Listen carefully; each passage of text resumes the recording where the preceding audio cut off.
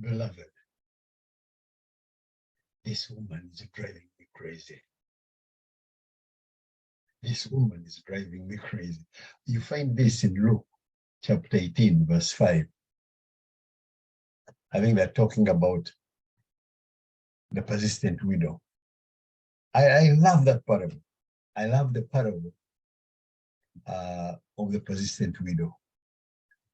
Well, I don't mean any disrespect, but I think persistent is a nice word for crazy.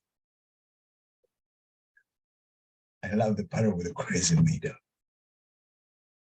This woman is crazy, but when the cause is a righteous one, it's a holy crazy.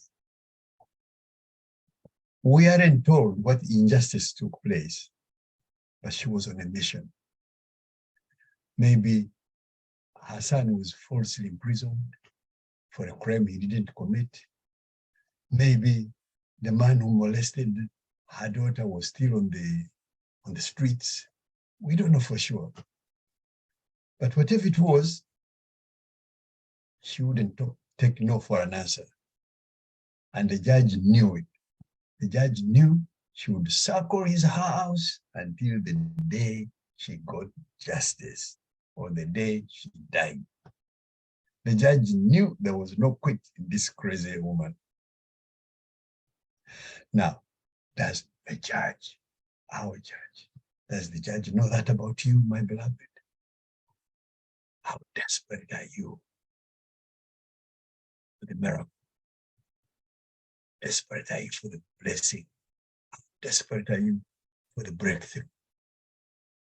Are you desperate enough to pray through the night?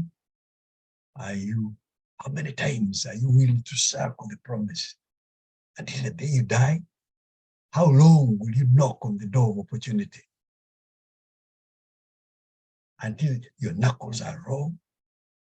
Until you knock the door down? You see this?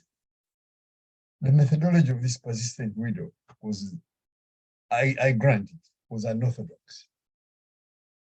She could have, technically should have, waited for her day in court. Going to the personal residence of the judge,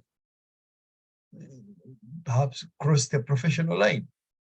I'm almost surprised the judge didn't file a restraining order against her. But this reveals something about the nature of God with this judge now. God couldn't care less about protocol. You see, if he did, my beloved, Jesus would have chosen the Pharisees as his disciples because they were masters at protocol, weren't they? But that isn't who Jesus honored. See who Jesus honored. Jesus honored the prostitute who crashed a party at the Pharisee's home to anoint his feet. Jesus honored the tax collector who climbed a tree in his three-piece suit just to get a glimpse of him. Jesus honored the four friends who cut in line and, cut a hole in someone's ceiling to help their friend. And he honored them. Oh, and in this parable, Jesus honored the crazy woman who drove a judge crazy because she wouldn't stop knocking. As you can see, the common denominator in each of these stories is crazy faith. Crazy faith. People took desperate measures to get to God. And God honored them for it. I'm here to declare to you, my beloved, nothing has changed. God is still honoring spiritual desperados who crash parties and climb trees. God is still honoring those who defy protocol with their bold prayers. God is still honoring those who pray with audacity and tenacity. And the crazy woman is selected as the gold standard when it comes to praying hard. Her unrelenting persistence was the only difference between justice and injustice. The viability of our prayers, my beloved, is not contingent on scrambling the 26 letters of the English alphabet into the right combinations, like abracadabra, you know? Have long sentences with big words. God already knows the last punctuation mark before we pronounce the first syllable. He knows what you're going to say. So it's not how you twist your words or phrase yourself. No, the viability of our prayers has more to do with intensity than vocabulary. It has more to do with what we do than what we say. Don't just pray about it, act on it. There are defining moments in life when we need to prove to God that we mean business. I don't mean business as usual. In fact, it's only when business as usual goes out of business that we are in business, the Father's business. That's when we are on the verge of a spiritual breakthrough. If we want to see God do crazy miracles, sometimes we need to pray crazy prayers. Maybe our normal is so subnormal that normal seems abnormal. Maybe we need a new normal. Bold prayers and big dreams are normal to God anyway. Anything less is abnormal. And when bold prayers become the norm, so do the miraculous breakthroughs that follow. I know there may be naysayers who find fault with this crazy approach, but sometimes you need to do something crazy, something risky, something dramatic.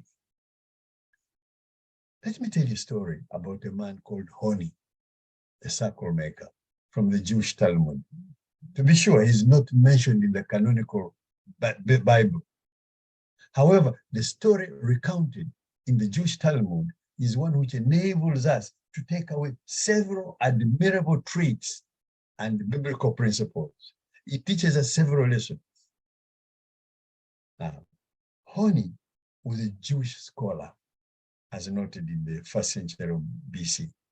Now, the story goes like this. Once there was a terrible drought in the land of Israel.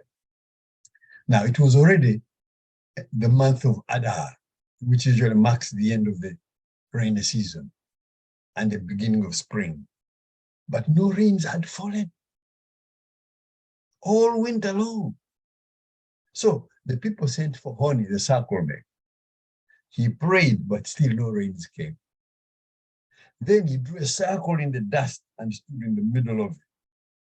Raising his hands to heaven, he vowed, God, I will not move from this circle until you send rain. The story goes, immediately a few drops fell, hissing as they struck the hot white stones. But the people complained to Honi, no, this is but a poor excuse for rain, only enough to release you from your vow. So Honi turned back to heaven and cried, it's not for this trifling drizzle, did I ask, but for enough rain to fill wells, cisterns, and ditches. Oh, and when he said that, the heavens opened up and poured down rain in buckets, each drop big enough to fill a soup ladle. The wells and the cisterns overflowed, and the wadis flooded the desert. The people of Jerusalem ran for safety to the Temple Mount. Honi, they cried, save us, or we will all be destroyed like the generation of the flood. Stop the rains. Honi prayed again for the rains to stop, and the land was once again bountiful, thanks to his fervent faith in God and his persistence. That's what Honi, the circle maker, did when he drew a circle in the sand and declared that he wouldn't come out until it rained. The Sanhedrin almost excommunicated him because they thought his prayer was too bold. But you cannot argue with a miracle, can you? His radical prayer resulted in rain, and Honi was ultimately honored for the prayer that saved a generation. Now, the legend of Honi the sacred drawer is really quite simple. A man living in the 1st century BC saw how dry the land had become and prayed to God for rain, and God complied. At its core, perhaps the message of Honi the sacred drawer is simply one of faith and prayer. By trusting in God, drawing a circle around ourselves, and engaging in prayerful consideration, we not only further our relationship with God, but also we find out what we are made of. And that even when the rain comes and the storms beat against our houses, we are like a man who had built his house upon solid ground rather than on the sand. Our foundation is firm and we are secure in our foundation of God. The Sanhedrin of the time almost excommunicated him. Yeah. Now, for the record, the Sanhedrin still exists in every organization, in every denomination, and in every church. But don't let the nitpickers and naysayers keep you from doing something crazy if you know God has called you to do it. There is a pattern repeated in scripture. Crazy miracles are the offspring of crazy faith. Normal begets normal. Crazy begets crazy. If we want to see God do crazy miracles, sometimes we need to pray crazy prayers. Bold prayers honor God, and God honors bold prayers. May God bless you.